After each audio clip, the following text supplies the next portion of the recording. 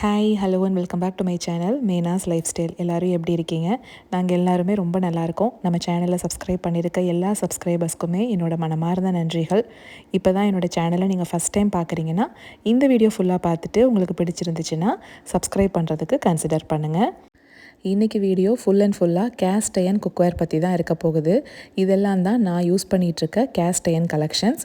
இதை நான் எப்படி மெயின்டைன் பண்ணுறேன், அதை வாஷ் பண்ணி எப்படி எடுத்து வைக்கிறேன், கேபினெட்டில் நான் எப்படி ஸ்டோர் பண்ணி வச்சுருக்கேன் அப்படிங்கிறத எல்லாமே இதில் கவர் பண்ணியிருக்கேன். முடிஞ்ச வரைக்கும் வீடியோவை ஸ்கிப் பண்ணாமல் பாருங்கள். ஏன்னா நிறைய டிப்ஸ் இதில் நான் ஷேர் பண்ணியிருக்கேன். கண்டிப்பாக உங்களுக்கு யூஸ்ஃபுல்லாக இருக்கும் அப்படின்னு நினைக்கிறேன். வீடியோக்குள்ளே போயிடுவோம். இப்போது கேஸ்ட் அயன் அப்படிங்கிறது வேறு, அயன் குக்வேர் அப்படிங்கிறது வேறுங்க. அயன் அப்படிங்கிறது பியோரான அயன் தான். இப்போ பெரிய பெரிய அயன் ஷீட் மாதிரி வச்சுருப்பாங்க. அதை என்ன பண்ணுவாங்கன்னா சூடுபடுத்துவாங்க. நல்லா ஹை ஹீட்டில் சூடுபடுத்தி எந்த ஷேப்புக்கு வேணுமோ அந்த ஷேப்புக்கு அடித்து தயாரிப்பாங்க. அதாவது இரும்பு அடிக்கிறதுன்னு சொல்லுவாங்க இல்லையா, அந்த மாதிரி தயாரிப்பாங்க. கடாய் வேணுமா இல்லை தோசை பேன் வேணும் அப்படின்னா இரும்பை அடித்து அந்த ஷேப்புக்கு ஏற்ற மாதிரி தயாரிச்சுக்குவாங்க. கேஸ்ட் அயன் அப்படிங்கும்போது இரும்பை உருக்கி மோல்டில் ஊற்றிடுவாங்க. இப்போது இந்த கடாய் இருக்கு இல்லையா, இந்த சின்ன கடாய் மாதிரி மோல்டு இருக்கும், ஒரு சிங்கிள் பீஸாகவே இருக்கும். அந்த மோல்டில் இரும்பை உருக்கி ஊற்றிடுவாங்க.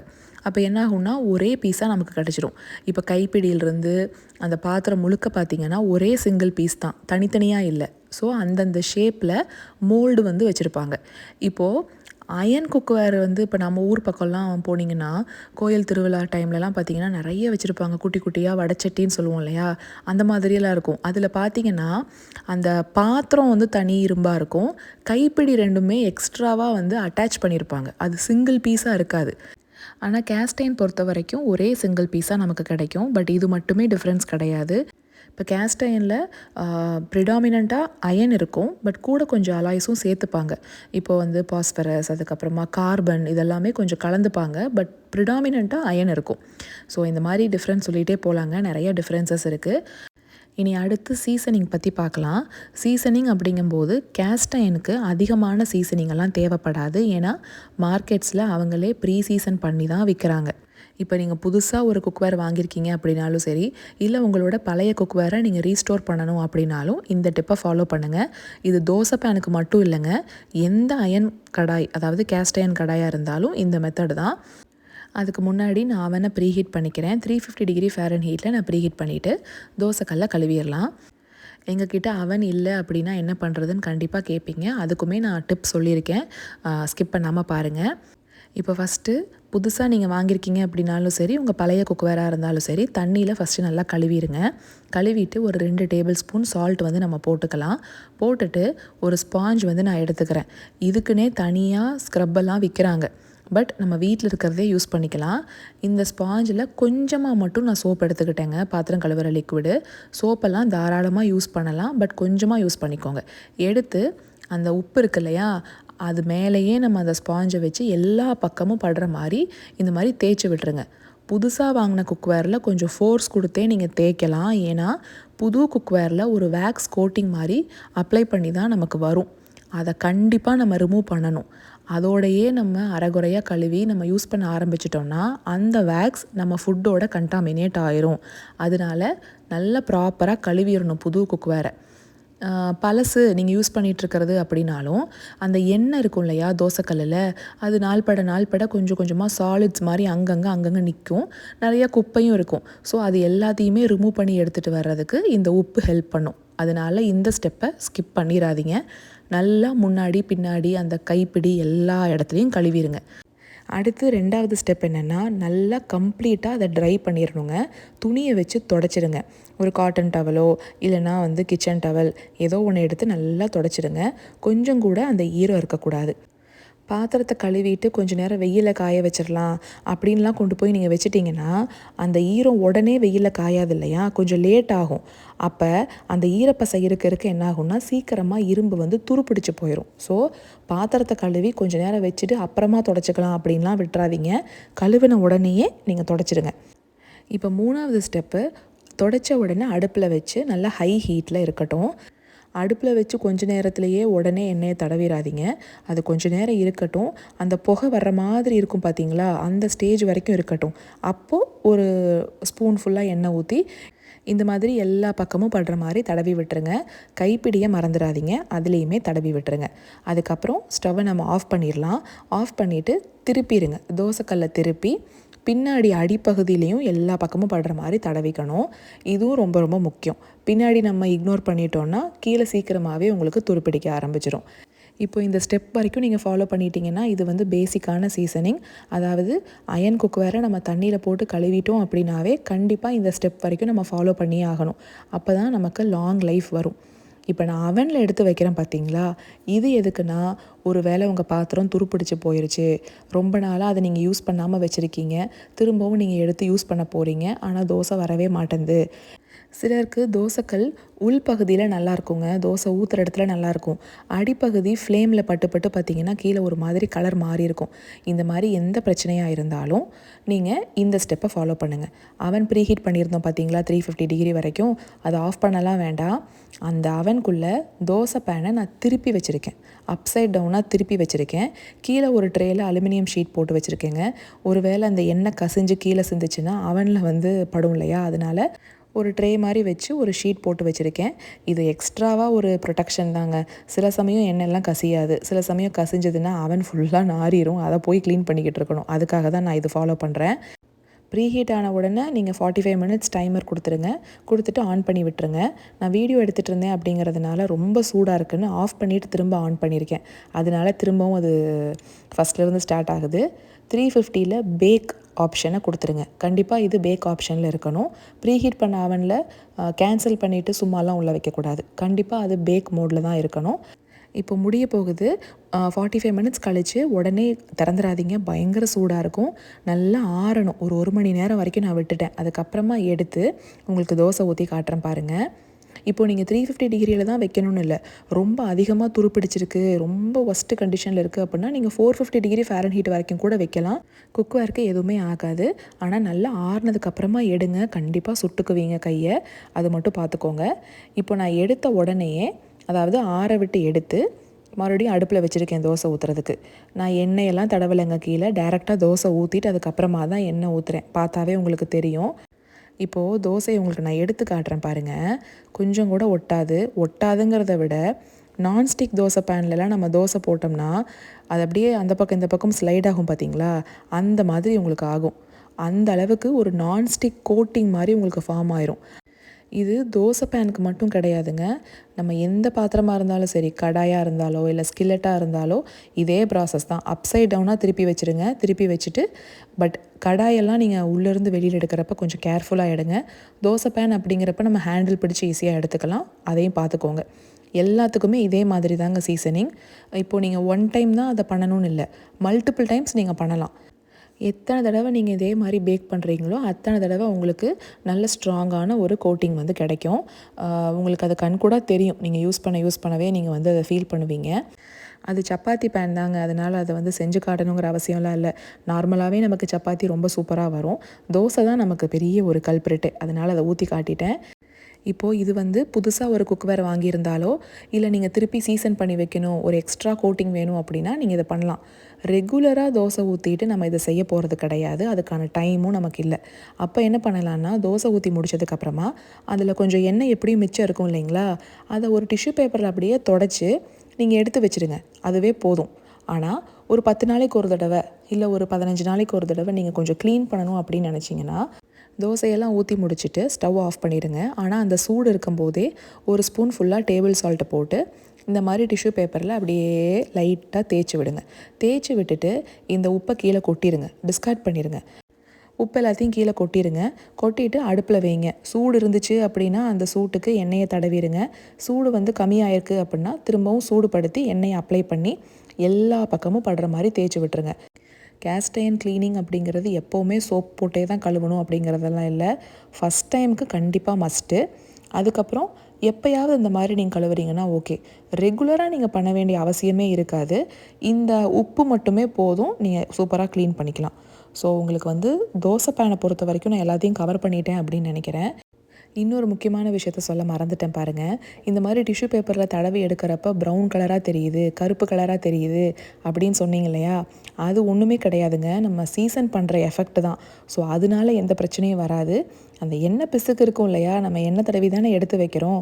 அந்த எண்ணெய் தான் உங்களுக்கு அந்த டிஷ்யூ பேப்பரில் தடவரப்போ வருதே ஒழிய மற்றபடி வேறு எந்த பிரச்சனையும் கிடையாது. இப்போது நம்ம கடாய் ஸ்கில்லெட்டுக்கெல்லாம் போயிடுவோம். இப்போது இந்த சின்ன ஸ்கில்லெட் இருக்குது பார்த்தீங்களா? இது வாங்கிட்டு வந்த உடனே இதே மாதிரி தான் நான் சீசன் பண்ணேன். சீசன் பண்ணிவிட்டு அடுத்து ரெகுலராக நான் யூஸ் பண்ண ஆரம்பித்தேன். அதில் ஆம்லெட்டெல்லாம் போட்டுக்குவேங்க.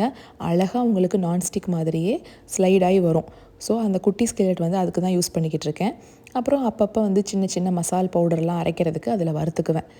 இப்போ இந்த கடாய் ஸ்கில்லெட், பெரிய ஸ்கில்லெட் இருக்குது பார்த்தீங்களா? இந்த ரெண்டுலேயுமே நிறைய டிஷ்ஷஸ் வந்து நான் செஞ்சுருக்கேன். ஆனால் இதில் நிறைய பேர் என்கிட்ட கேட்ட டவுட் என்னென்னா, தக்காளி சேர்த்து சமைக்கலாமா அப்படின்னு. இப்போது நீங்கள் ஏதோ சட்னிக்கு வந்து வதக்குறீங்கன்னு வைங்க, ஒரு வெங்காயம் 2 தக்காளி போட்டு வதக்கி மிக்ஸி ஜாருக்கு உடனே நீங்கள் மாற்றிடுறீங்கன்னா ஓகே, நீங்கள் தாராளமாக அதை யூஸ் பண்ணலாம். யூஸே பண்ணக்கூடாது அப்படின்லாம் கிடையாது. ஆனால் தக்காளி தொக்கு, புளித்தொக்கு, புளியோதரைக்கெல்லாம் நம்ம செய்வோம் பார்த்திங்களா? இதெல்லாம் புளிப்பு நிறையா இருக்கிறது. அதை நிறைய நேரம் என்ன பண்ணுவோம், நம்ம சுண்ட வதக்கணும் அப்படின்னு சொல்லி சிம்மில் போட்டு நல்லா சிம்மர் பண்ண விட்டுருவோம். அந்த மாதிரி நம்ம கொதிக்க வைக்கக்கூடாது. ஸோ அப்படி இருக்க ரெசிபீஸ் எல்லாம் நீங்கள் கேஸ்ட் அயனில் பண்ணுறத தவிர்க்கிறது தான் நல்லது. ஏன்னா அந்த தக்காளி, புளி அதில் இருக்கிற அந்த அசிடிக் நேச்சர் வந்து இந்த கேஸ்ட் அயனோட ரியாக்ட் ஆகிறப்ப கண்டிப்பாக அந்த கலருமே பார்த்திங்கன்னா லைட்டாக உங்களுக்கு அந்த பிளாக் கலர் மாதிரி சேஞ்ச் ஆகும். டேஸ்ட்டு வந்து பார்த்திங்கன்னா ஒரு மாதிரி ஒரு மெட்டாலிக் டேஸ்ட் இருக்கும். அதனால அந்த மாதிரி ரெசிபீஸ் எல்லாம் தயவு செஞ்சு அவாய்ட் பண்ணிடுங்க. மற்றபடி நீங்கள் தக்காளி யூஸ் பண்ணி ஏதோ ஒரு கிரேவி நீங்கள் ரெடி பண்ணுறீங்க, சட்னிக்கு நீங்கள் வதக்குறீங்க அப்படின்னா அதெல்லாம் ஒன்றும் பிரச்சனையே கிடையாது. பண்ணிவிட்டு உடனே நீங்கள் வேறு பாத்திரத்துக்கு மாற்றிடுங்க. எப்போவுமே முட்டை பொரியல் எப்படி செய்வோமோ அதே மாதிரி தாங்க. ஆனால் எக்ஸ்ட்ராவாக 4 கலர் கேப்சிகம் நான் சேர்த்துருக்கேன். கடைசியாக மிளகுத்தூள் கொஞ்சம் ஜாஸ்தியாகவே சேர்த்துக்கோங்க. ஏன்னா ஸ்வீட் பெப்பர் அப்படிங்கிறதுனால கொஞ்சம் ஸ்வீட் டேஸ்ட் இருக்கும். நீங்கள் வெறும் க்ரீன் கலர் கேப்சிகம் மட்டும் போடுறீங்கன்னா நீங்கள் மிளகுத்தூள் வந்து லைட்டாக போட்டுக்கலாம். ஆனால் மற்ற எல்லா கலரும் கூட சேர்க்கும்போது அந்த இனிப்பு டேஸ்ட் இருக்கும். ஸோ நிறையாவே போட்டுக்கோங்க. நான் கொஞ்சம் பெரிய பெரிய பீஸாக இருக்கிறனால இந்த டூல் யூஸ் பண்ணி நல்லா நான் கொத்தி விடுறேன். இது ஐக்கியாவில் நமக்கு ஈஸியாகவே கிடைக்குங்க, நிறைய பேருக்கு தெரிஞ்சிருக்கும். இப்போ பார்த்தீங்களா, முட்டை நான் செஞ்சுருக்கேன். அது எவ்வளோ அடிப்பிடிச்சிருக்கு அப்படின்னு உங்களுக்கு நான் காட்டுறேன். அதை வேறு பவுலுக்கு நான் உடனே மாற்றிட்டேன். இப்போ மாற்றினதுக்கப்புறமா பாருங்கள் அது எப்படி இருக்குது அப்படின்னு. மறக்காமல் சொல்லணும்னு நினச்சேங்க. இந்த ரெசிப்பியை எனக்கு ஷேர் பண்ணது யார் அப்படின்னா ஹேமலக்ஷ்மி அப்படின்னு நம்ம சப்ஸ்கிரைபர் தான்.